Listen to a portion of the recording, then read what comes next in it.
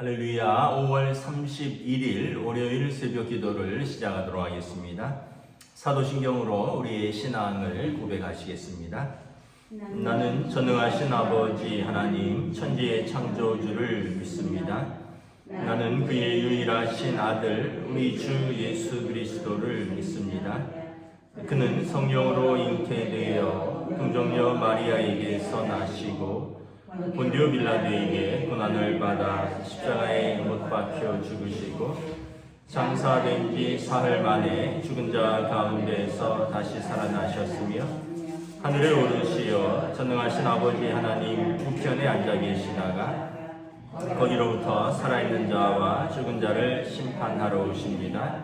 나는 성령을 믿으며 거룩한 공교회와 성도의 교제와 죄를 용서받는 것과 몸의 부활과 영생을 믿습니다.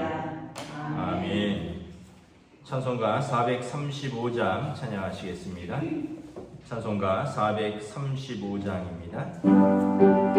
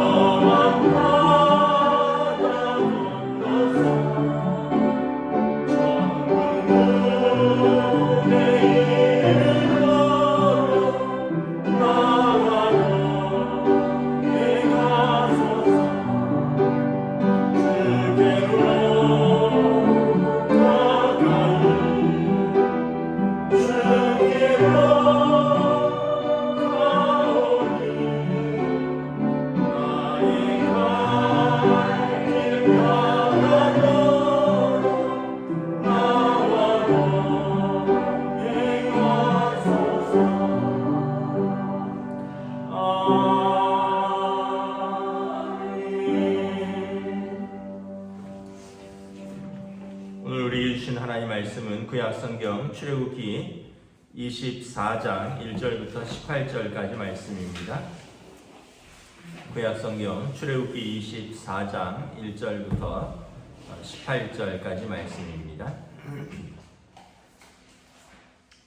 다 찾으신 줄 알고 저와 여러분들이 한 절씩 교도하도록 하겠습니다. 출애굽기 24장 1절부터 18절입니다.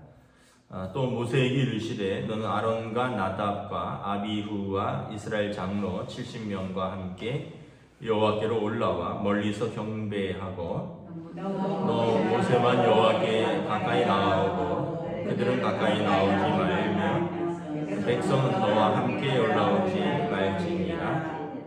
모세가 와서 여호와의 모든 말씀과 그의 모든 율례를 백성에게 전하매 그들이 한 소리로 응답하여 이르되 여호와께서 말씀하신 모든 것을 우리가 준행하리이다. 모세가 여호와의 모든 말씀을 기록하고 이른 아침에 일어나 산 아래 제단을 쌓고 이스라엘 12지파대로 12기둥을 세우고 이스라엘 자손의 청년들을 보내어 여호와께 소로 번제와 화목제를 드리게 하고 모세가 피를 가지고 반은 여러 양푼에 담고 반은 제단에 뿌리고 언약서를 가져다가 백성에게 낭독하여 듣게 하니 그들이 이르되 여호와의 모든 말씀을 우리가 준행하리이다. 모세가 그 피를 가지고 백성에게 뿌리며 이르되 이는 여호와께서 이 모든 말씀에 대하여 너희와 세우신 언약의 피니라. 모세와 아론과 나답과 아비후와 이스라엘 장로 70인이 올라가서 이스라엘의 하나님을 보니 그의 발 아래에는 청옥을 편 듯하고 하늘같이 청명하더라. 하나님이 이스라엘 자손의 존귀한 자들에게 손을 대지 아니하셨고 그들은 하나님을 뵙고 먹고 마셨더라. 여호와께서 모세에게 이르시되 너는 산에 올라 내게로 와서 거기 있으라. 내가 그들을 가르치도록 내가 율법과 계명을 친히 기록한 돌판을 내게 주리라. 모세가 그의 부하 여호수아와 함께 일어나 모세가 하나님의 산으로 올라가며 장로들에게 이르되 너희는 여기서 우리가 너희에게로 돌아오기까지 기다리라. 아론과 훌이 너희와 함께 하리니 무릇 일이 있는 자는 그들에게로 나아갈지니라 하고 모세가 산에 오르매 구름이 산을 가리며 여호와의 영광이 시내 산 위에 머물고 구름이 엿새 동안 산을 가리더니 일곱째 날에 여호와께서 구름 가운데서 모세를 부르시니라. 산 위에 여호와의 영광이 이스라엘 자손의 눈에 맹렬한 불같이 보였고 모세는 구름 속으로 들어가서 산 위에 올랐으며 모세가 40일 40야를 산에 있습니다. 아멘. 할렐루야. 오늘 또 새로운 하루, 새로운 한 주가 시작됩니다. 5월의 마지막 날인데 또 하나님께서 오늘도 동행하여 주시고 은혜와 평강 내려주시기를 축복합니다. 출애굽기 24장은 이제 19장부터 23장까지 하나님께서 이스라엘 백성과 언약을 맺으시는데 오늘 24장은 그 언약식을 체결하는 그 장면입니다. 이제 언약을 했다면, 맺었다면 그 언약의 식이 있겠죠. 그리고 또 언약의 증서가 있겠죠. 오늘 이것을 이제 언약을 체결하고 언약의 증서를 모세에게 주는 내용입니다. 1절에 보면 모세에게 이르시되 너는 아론과 나답과 아비후와 이스라엘 장로 70명과 함께 여호와께로 올라와 멀리서 경배하게 하고 먼저는 이제 모세와 또 대제사장인 아론 또 나답과 아비후는 그 아론의 아들들인데 이제 제사장들이죠. 그리고 이스라엘 장로 70명 그 모세의 장인 이드로가 혼자서 재판하지 말고 백성에게서 뭐 백부장, 천부장 이런 지도자를 뽑으라. 그래서 이스라엘 장로 70명은 어떤 면에서 보면 이제 레위 지파가 이제 뭐 제외하고 그 각 지파에서 한 12명의 장로들을 뽑은 것입니다. 그래서 이 70명 또 72명, 그러니까 아론을 제외하고 나답과 아비후 하면 72명이고 모세와 아론을 포함하면 이제 74명이 되는 거죠. 그러니까 이것이 이제 나중에 그 이스라엘의 산헤드린 공회의 어떤 출발이 되는 것입니다. 산헤드린 공회가 예수님 당시에 최고의 어떤 종교 또 사법 뭐 이런 기관이었는데 물론 이제 예수님을 십자가에 못 박으라는 잘못된 재판을 하지만 그 이전에 이제 이런 출발이 있었다는 것을 알 수 있겠죠. 2절에 보면 그들과 여호와께로 올라오는데 멀리서 경배를 합니다. 그러니까 산에 오르는데 아마 산 중턱 정도가 아닐까 생각을 합니다. 그리고 2절에 보면 너 모세만 여호와께 가까이 나오고 그들은 가까이 나오지 말고 백성은 너와 함께 올라오지 말라. 또 그 중에서 백성의 대표 가운데서 또 모세만 하나님이 따로 부르십니다. 그래서 우리가 이걸 보면 또 한 가지를 알 수 있는 것이 하나님께서 질서의 하나님이시다라는 것을 알 수가 있습니다. 나중에 이제 광야 생활을 하면서 이제 고라 자손들도 그렇고 나중에는 그 모세의 누이 미리암도 그렇고 백성의 지도자들 또 어떤 특정한 어떤 지파의 사람들이 하나님이 너와만 말씀하시느냐, 너만 선지자냐, 그러면서 이제 모세에게 도전을 하죠. 그 모세의 누이도 그렇게 합니다. 모세의 누이도 어떤 면에서 보면 모세보다 나이가 많고, 그래서 모세가 바로의 공주에게 입양될 때 그 안내 역할을 했었던 거죠. 그 이제 모세의 누이도 하나님께서 징계하셨죠. 문둥병으로. 고라 자손과 또 거기에 가담했던 그 지도자들의 반역에 가담했던 무리는 땅이 입을 열어서 그들을 삼켜버렸다. 하나님께서 어떤 면에서 보면 이런 것들을 통해서 질서의 하나님이시고 모세의 지도권을 확실하게 세워주시는 것을 볼 수가 있습니다. 이제 3절에 보면 모세가 그가 들은 여호와의 모든 말씀과 그의 모든 율례를 백성에게 전합니다. 그리고 백성들은 그 언약에 응답합니다. 언약은 한 사람만이 맺는 계약이 아니죠. 당사자가 있고 그리고 동의를 해야 되는 것입니다. 지난 토요일에도 결혼식을 했지만 서약을 하거든요. 그래서 신랑이 서약하고 신부가 서약하고 동의를 해야 되는 거죠. 하나님과 이스라엘 백성이 언약을 맺고 3절에 보면 그들이 한 소리로 응답을 합니다. 아멘 했겠죠. 여호와께서 말씀하신 모든 것을 우리가 준행하리다. 그 언약에 우리가 응답하겠습니다. 그리고 4절에 보면 그 언약을 이제 기록합니다. 4절에 모세가 여호와의 모든 말씀을 기록하고 이제 응답을 했으면 그걸 이제 기록을 하는 거죠.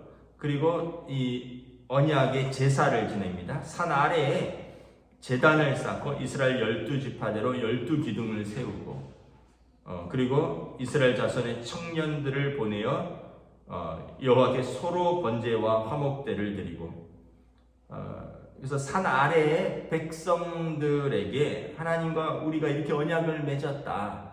또 그것을 기념하는 언약의 어떤 제사를 드리는데 이 제사는 피의 제사입니다. 번제, 온전한 헌신, 희생을 말하고 화목제, 하나님과 그 백성이 화목하게 되는 이 제사를 드리고 그리고 이제 피의 제사를 드리는 거죠. 모세가 피를 가지고 반은 양푼에 담고 반은 제단에 뿌리고 이제 반은 어떻게 되느냐 8절에 보면 백성에게 뿌립니다.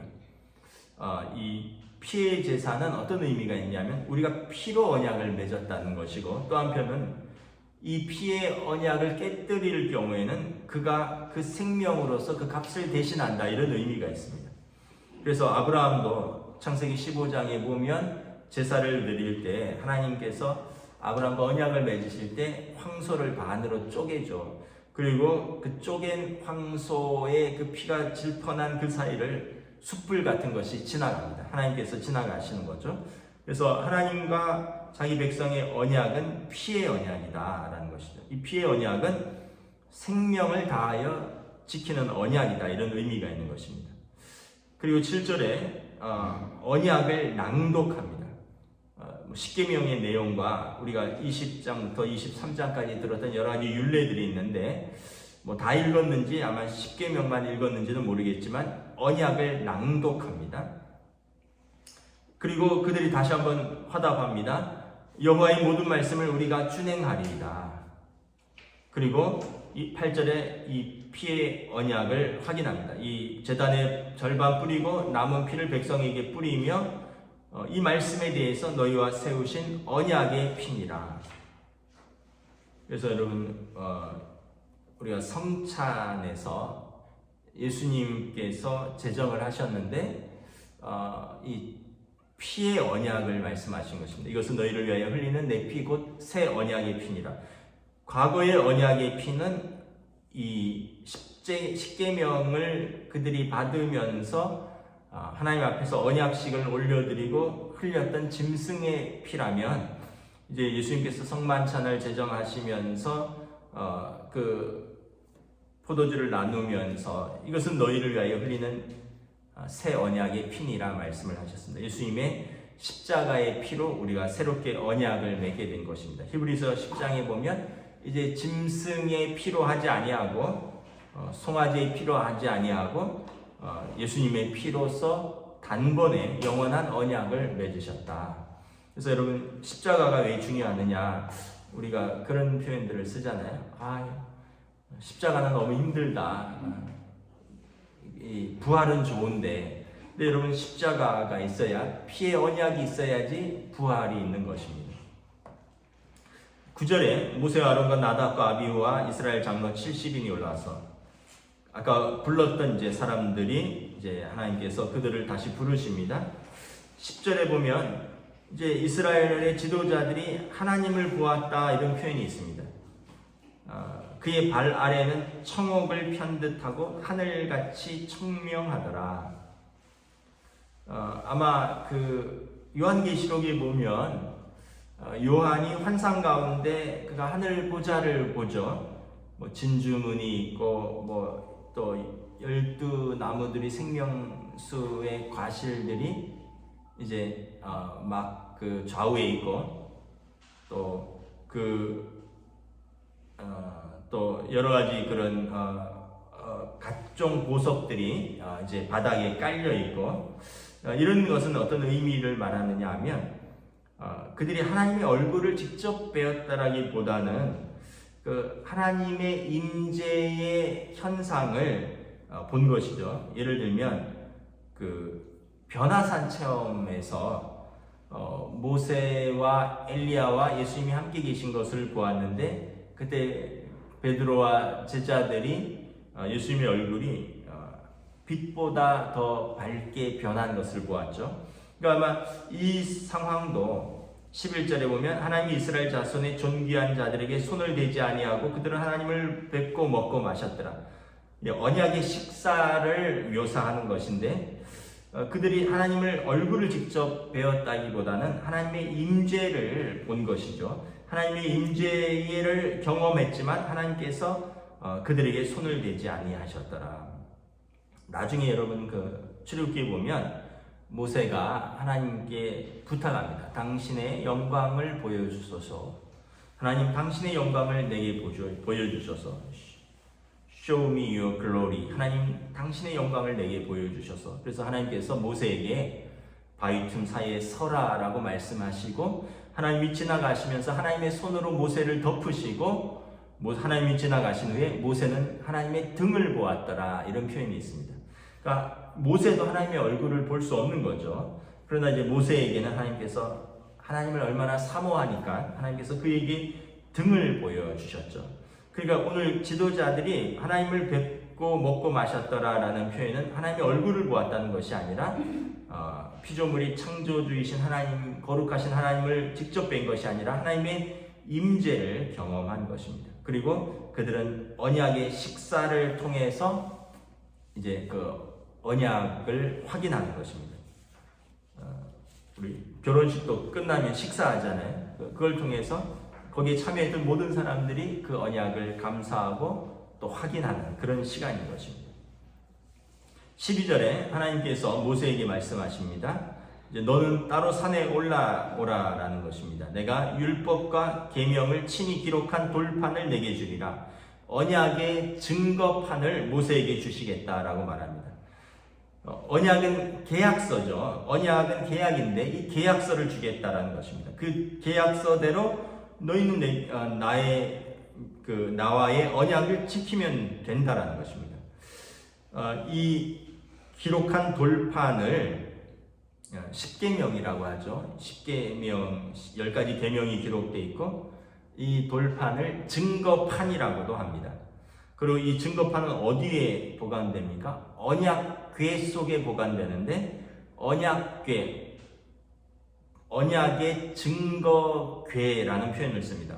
언약궤는 증거궤, 증거의 판을 언약의 판을 담는 궤라는 뜻이죠. 그리고 이 언약궤는 또 어디에 보관됩니까? 지성소에 보관됩니다. 성소의 가장 이제 깊은 곳, 지성소, 지극히 거룩한 장소라는 뜻입니다. The most holy place. 그러니까 성소의 가장 그 지극히 거룩한 곳에 증거궤가 있고 그 증거궤 안에 이 증거판이 자리를 잡는 것입니다. 그러니까 십계명은 이스라엘 백성과 하나님의 가장 소중한 언약이라는 것이죠. 그래서 고린도전서에 보면 너희는 하나님의 성령이 거하시는 너희 몸은 하나님의 성령이 거하시는 성령의 전인 줄 알지 못하느냐. 그러니까 우리 몸이 성전이라는 거죠. 그러면 우리의 몸이 성전이라면 우리의 몸의 가장 깊은 곳에 무엇이 있어야 될까요? 증거판이 있어야 됩니다. 우리 몸의 가장 깊은 곳은 우리의 영혼, 우리의 마음이겠죠. 우리의 마음에 하나님의 말씀이 있어야 된다는 것입니다. 그래야지 성전이 성전될 수 있다는 것입니다. 하나님의 백성이 하나님의 말씀을 우리의 마음에 새기지 않으면 성전이 될 수 없다라는 것을 보여주는 것입니다. 13절에 보면 이제 이 언약궤를 받으러 모세가 여호수아를 데리고 갑니다. 그리고 장로들에게는 14절에 여기서 기다리라. 아론과 훌, 이제 제사장들이죠. 대제사장과 또 훌은 이제 아론과 훌은 모세의 왼팔과 오른팔을 붙들었던 사람이죠. 아말렉과의 전쟁에서. 다시 말하면 모세가 그의 왼팔과 오른팔을 그들에게 남겨두고 이제 여호수아만 데리고 올라갑니다. 여호수아에게도 이 경험이 매우 중요합니다. 왜냐하면 그가 이제 나중에 여호수아는 중턱에 머무르는데 그 모세만 올라가지만 여호수아가 이 경험을 통해서 하나님께서 자기 백성과 언약을 맺으시는 것을 여호수아도 경험하는 거죠. 따라가서. 그렇기 때문에 이제 여호수아도 이제 모세의 후계자라서 자기 백성을 이끌고 전복 전쟁을 할 수 있는 것입니다. 언약의 이 백성을 이끌고 나갈 수 있는 것은 자기에게도 이 경험이 있는 것입니다. 이제 모세가 자기 비서죠. 여호수아를 데리고 올라가서 하나님의 산으로 올라가서 14절에 장로들과 백성들에게 너희는 여기서 기다리라. 아론과 훌이 너희와 함께 있으니 무슨 일이 있으면 그들에게로 나아가고 모세는 산에 올라갑니다. 산에 올라갔더니 16절에 여호와의 영광이 시내산 위에 머무르고 구름이 엿새 동안 산을 가리더니 모세도 바로 하나님께 나아가지 못합니다. 하나님이 부르실 때까지 대기합니다. 여러분 높은 산인데 구름이 빽빽하니까 나아갈 수도 없죠. 발을 헛디딜 수도 없고 7째 날에 하나님께서 구름 가운데서 모세를 부르십니다. 17절에 보면 산 위에 여호와의 영광이 맹렬한 불같이 이스라엘 자손의 눈에 보였다. 이스라엘 자손은 산 아래에 있었거든요. 그러나 높은 산 위에서 타는 불, 이 맹렬한 불이 그들 가운데 산 아래에서도 보였다는 거죠. 얼마나 두렵겠습니까? 가까이 가면 타버릴 것 같고 모세는 이미 떨기나무에서 그 타는 불을 보았죠. 하나님께서 모세를 부르시고 모세를 만나 주시는데 백성들이 볼 때는 강렬한 타는 불 가운데서 우리가 그들이 감히 하나님께 나아가지 못하는 그 하나님의 거룩함을 경험하는 거죠. 우리가 이제 하나님에 대해서 두 가지 이미지가 있습니다. 하나는 사랑의 하나님, 하나는 거룩한 하나님. 이 두 가지 이미지를 같이 가져가야 되죠. 거룩한 하나님만 가지고 가면 하나님께 감히 다가갈 수 없습니다. 감히 다가갈 수 없는 거룩하신 하나님, 때로는 그럼 무서운 하나님이 되는 거죠. 그런데 사랑의 하나님만 또 가지고 가면 하나님을 가볍게 생각할 수 있습니다. 하나님은 누구나 오라 그러시고 뭐든지 용서해 준다 그러니까 아이고 그러면 자신을 구별하지도 않고 아무렇지도 않게 나아가는 사랑의 하나님만 또 강조하면 거룩한 하나님의 이미지를 잊어버리는 거죠. 오늘 본문에서는 거룩한 하나님의 그 이미지를 강조하고 있습니다. 하나님을 만홀히 여기지 않는 거죠. 아무렇지도 않게 하나님을 생각하고 아무렇지도 않게 하나님의 이름을 부르고 아무렇지도 않게 하나님께 나아가서는 안 된다는 것입니다. 하나님은 거룩하니 너희도 거룩하라. 준비가 된 자만이 하나님께 나아갈 수 있다는 것을 보여주는 것입니다. 그래서 십계명에 여러분 제3계명에 하나님의 이름을 망령되이 부르지 마라. 너희 하나님은 거룩한 하나님이라. 그래서 과거에는 우리가 무서운 하나님만을 좀 생각했다면 요즘은 너무 쉬운 하나님이 아닌가. 하나님은 두 가지, 거룩함과 사랑, 공의와 심판, 그리고 용서와 사랑의 하나님이시라는 것. 이 두 가지를 우리가 같이 기억을 해야 되는 거죠. 18절에 보면 모세가 구름 속으로 들어가서 산 위에 올라서 거기에서 40주야를 산에 있습니다. 그러니까 하나님과 동행하는 시간을 갖는 것입니다.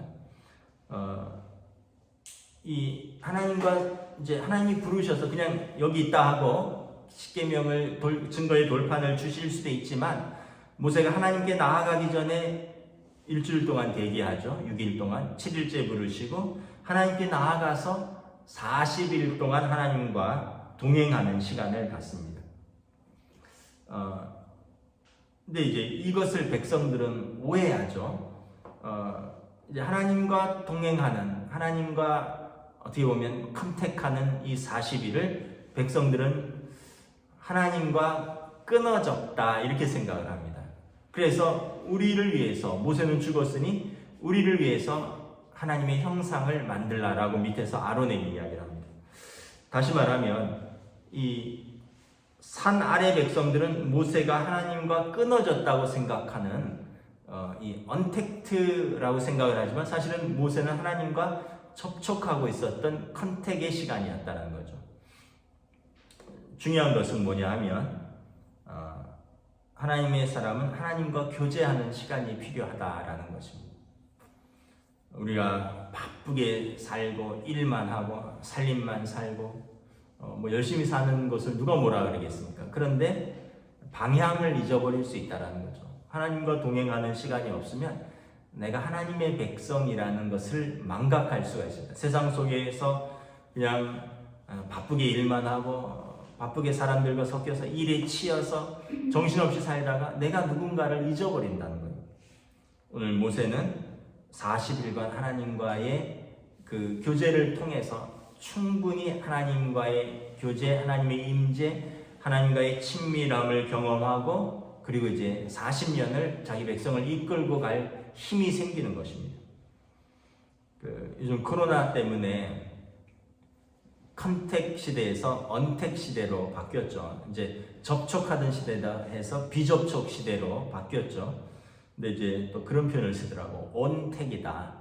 컨택, 언택, 온택. 우리 또 어른들은 뭐 영어로 해서 좀 그 말이 그 말 같기도 하고 그러실 수도 있는데 컨택은 얼굴과 얼굴을 맞대고 접촉하는 것입니다. 언택은 비대면인 거죠.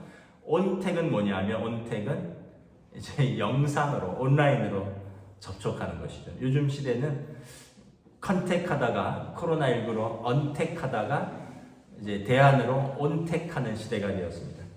여러분 뭐 어떤 방법이든지 하나님과 동행하는 시간을 가지셔야 됩니다. 모세가 40년을 자기 백성을 이끌어 나가기 위해서는 높은 산 위에서 아무런 방해도 없이 온전히 하나님과 동행하는 40일이 필요했다는 것입니다. 저 여러분들이 우리 인생을 살아가는 데 있어서 하나님을 위해서 하나님과 교제하는 따로 떼어놓는 시간이 있어야 됩니다. 뭐 일하고 사람 만나고 이것도 다 좋지만 나의 하나님과 동행하기 위해서 내가 하나님과 친밀히 교제하는 시간이 있는가? 뭐 새벽 기도의 시간이 좋고 또 새벽 기도의 시간이 요즘은 힘들다면 아까 얘기했던 온택트라고 온라인으로 새벽 기도 드리고 여러분이 각자가 하나님 앞에서 말씀 듣고 기도하고 하루에 일정 시간을 떼어서 하나님과 동행하고 또 일주일에 일정 시간을 떼어서 하나님께 예배하고 우리 인생에 있어서 어떤 문제도 있고 어려움도 있고 또 이러면 또 일정 시간을 떼어서 하나님과 씨름하는 시간들이 필요한 거죠. 야곱이 이스라엘이 되기 위해서는 여러분 야복강에서 브니엘, 하나님의 얼굴을 뵙기까지 하나님과 씨름하는 시간이 있었습니다. 그리고 그것이 그의 이름이 야곱에서 사람의 발꿈치를 잡는 자에서 하나님과 씨름하는 자로 전환되었습니다. 그러니까 여러분, 우리가 하나님과 동행하는 시간, 하나님과 씨름하는 시간이 우리의 삶에서 반드시 이렇게 일정 시간이 있어야지 우리가 하나님과 교제할 수 있고 또 하나님과 함께 동행할 수 있는 것입니다. 오늘 하루도 여러분, 하나님과 동행하는 또 하나님과 친밀한 교제의 시간이 있는 복된 성도의 하루 되시기를 주님의 이름으로 축복합니다. 기도하겠습니다. 하나님 은혜를 감사합니다. 오늘 하나님께서 모세와 이제 장로들을 부르셔서 언약식을 체결합니다. 백성은 우리가 하나님의 뜻을 준행하겠나이다 라고 응답하고, 또 그 백성의 장로들은 12지파를 위하여 12기둥을 세우고, 또 제사장들은 황소의 피를 통하여 제단의 절반을 뿌리고 백성에게 절반을 뿌리며 피의 언약식을 체결하고 그들이 하나님을 뵙고 먹고 마시며 또 언약의 식사를 합니다. 그리고 언약의 증거판을 모세가 받는 것을 바라봅니다. 우리가 예수님께서 제자들과 마지막 만찬을 기억합니다. 언약의 식사를 하셨습니다. 그리고 당신의 몸을 이 언약의 제물로 드리겠다.